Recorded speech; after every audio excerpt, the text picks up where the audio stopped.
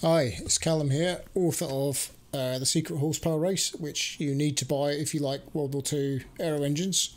And I'm going to cover in this very, very short video just a point of continuous contention and discussion about German aero engines, which is why were they upside down or inverted, if you want to sound clever. And for some reason, this has sort of been a sort of contentious point where lots of people have made videos about it, and they've discussed why this, why that one. It's a bit of a funny one because the person who drew them up with three colleagues in 1928 actually gave an interview where you can see in the transcript exactly why they did all this. And we're also going to be joined by Kat, so we'll see if Kat can contribute anything for this or not. I suspect not, but we shall see. Kat doesn't really like aero engines, but Kat knows when something's going on and enjoys being part of the proceedings. So basically what I'm going to do is I'm going to read out some of the transcript for the interview that Wolfram Eisenlohr gave. The sources for where this is all from are all in my book, of course. So you are completely able, if you have my book, to order this transcript yourself and you can read it in your own time. I must warn you, it's all in German except for a single paragraph of text on the front page, which is a bit bizarre. It's well worth getting, actually. It's about 56 pages, so it's quite a lot. It's well worth getting hold of. So, page 20. So, das Motorenprogramm auf Initiative des Kollegen Sachser von Heereswaffenamt setzen wir beide technische Bedingungen für einen neuen Großflugmotor auf. So, the aero engine program on the initiative of his colleague Helmut Sachser from the Army Weapons Agency. We laid out the new technical specifications for the new large aero engines. So large aero engines, I think it's everything above 30 litres. Diese wurden dann auch mit der Deutschen Versuchsanstalt für Luftfahrt DVL, Wunibald Kamm und Yellinghaus von Lufthansa.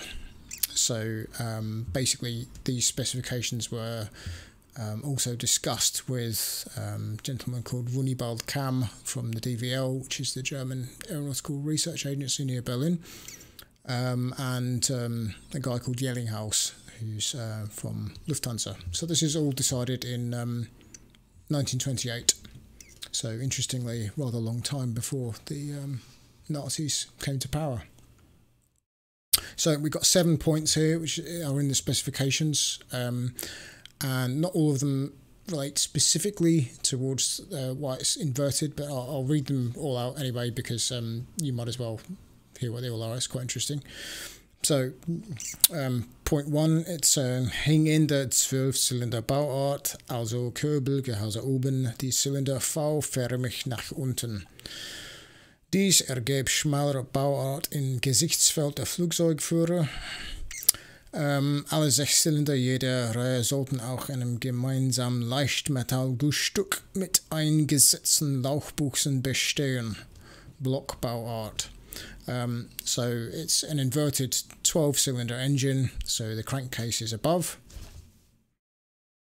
The cylinders are in a V form, that's V-förmig, and this construction gives a smaller restriction to the pilot's field of view, and it also needs to be built with a monoblock. So that's some block Bauart construction, which is previously a lot of engines had engines with the cylinders are all a separate casting bolted to the crankcase, which is very easy for construction because you just have one mould to cast all the cylinders individually, so you can just use the same mould for a V6 or a V8 or a V10 or a V12 or a single cylinder or whatever, a flat 6, anything. The trouble is it doesn't give the engine much stiffness because all the cylinders aren't joined together, so it's all a bit flexible and wobbly. It's not very good. So they're basically leading on from the Curtiss D12 was the first liquid-cooled engine to really do that. It's American.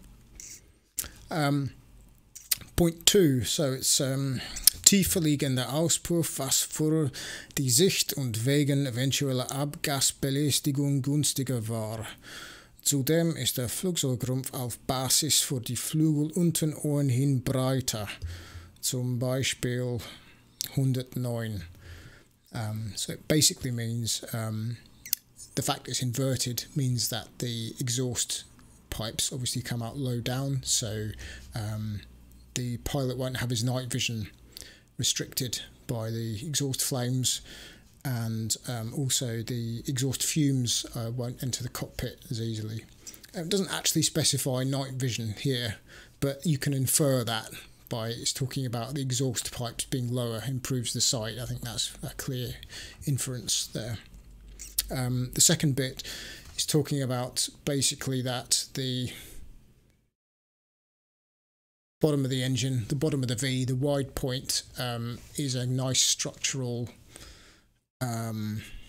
addition to the typical fuselages of the time, which would later be, of course, the 109, is where the landing arms and the wings attached to the fuselage at the bottom is kind of structural hard points, and the idea was that the widest point of the engine should correspond to where the structural hard points are on the fuselage. I think the way it didn't really pan out that way in the end. If you look at a Spitfire engine mount and a Messerschmitt engine mount, the loads go into the fuselage in much the same position, but you can kind of see what they were thinking about at the time though. Point 3 is just having a reduction gear, which everyone was doing at the time. That's Untersetzung Getriebe, basically because you want the crank to spin fast to make more power, but you can't have the propeller tips going supersonic. So you need a reduction gear so the propeller goes slower than the crank. So that's pretty standard practice for the time. Point 4. In der Achse der Propellernebel sollte ein Durchschusskanal liegen, durch den ein MG oder ein 2 cm Kanonen schießen könnte. So basically, in the propeller axis, you need to have a through channel through which you can fire a machine gun or a 20mm cannon. It also goes on to say that the large mass of the engine have a very stabilising effect on the shot grouping, because the large mass of the engine's got such a big inertia that the vibration in the cannon doesn't tend to result in the shell scattering too far, whereas if you imagine something like a Spitfire with a tiny little thin wing, which is lovely for drag, you can imagine the cannon and the wing going to bounce around a lot, and so by the time the shells have gone a couple of 100 yards away, they're all going to come out in quite wide grouping, and I think that's turned out to be the case, more or less. Point 5, it's a Höhenlader einstufig mit 2 Gängen für 2,5 bis 4,5 Gleichdruckhöhe. So it's a high altitude supercharger, single stage with 2 gears for 2.5 and 4.5 kilometers rated altitude, so that's 8,000 and 15,000 feet thereabouts. Quite ambitious for 1928, not terribly ambitious for 1940. It's interesting that they have specified a single stage supercharger, and you can read a lot more in my book about the history of why 2-stage supercharging was so retarded in wartime Germany. Point 6, that's Benzineinspritzung, so that's petrol injection. Interestingly, they've said, bei der ersten Entwicklung konnte sie zurückgestellt und später eingeführt werden. So basically, they knew it was going to be a very long, difficult task to develop petrol injection, much more difficult than it is for a diesel with direct injection. It's much more difficult,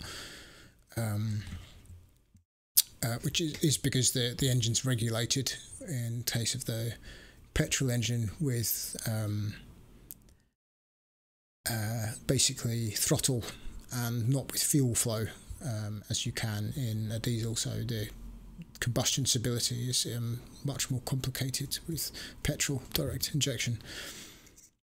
So basically what they're saying is the first developed engines, although they agreed they would have to be eventually fuel injected, they allowed the first prototypes were going to be just with a carburettor.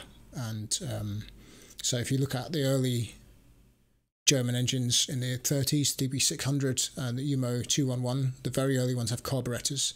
That's not because they ever intended to go to war with them. It's just a stopgap while they were developing the injection system that they knew would have to go on the engine eventually. Point 7 is an interesting one. So it's Heißkühlung bis etwa 115 bis 120 Grad. So it's hot cooling from 115 to 120 degrees centigrade. There's a lot in my book about that. And interestingly, this is one that they didn't really manage to implement at all before the war. So they didn't come in until the DB601E and the UMO-211FJ, which is pretty much 1941 coming in. So they really didn't manage to do that in a timely manner at all. So that gives me a lot of confidence that this interview is probably a fairly accurate and honest one, because he's actually included this point, but they really didn't achieve it. And if you read my book, you'll see that that was a huge point of contention in the war. So he's really admitted to quite a big failing in German aero engine policy here. So I've got, for that reason, a high confidence level that this interview is probably really does represent what the original specification document said. A little bit after this is just saying what I've just been discussing, that the first aero engines were permitted with the carburettor, and it says the UMO-210G was the first UMO engine which had petrol injection. So I hope that's basically the end of that one, and we can just stop talking about that one and go and discuss something else which is genuinely a discussion point, because this isn't really a discussion point anymore, at least in terms of what the specifications were. Maybe we can move the discussion on to, were these good specifications to make? Why didn't they achieve them? But I think we can just stop talking about why they wanted to do it, because these are the reasons why. So to recap, we've got the pilot's vision, because the narrowest point of the engine's at the top. We've also got the pilot's vision because the exhaust pipes are lower, so it doesn't spoil his night sight. We've got the widest point of the engine being near the structural hard points of the fuselage. And with regards to the engine being inverted, these are the only points the specification records. So there you go. So I hope you enjoyed this very short video, and I'll look forward to speaking to you again soon.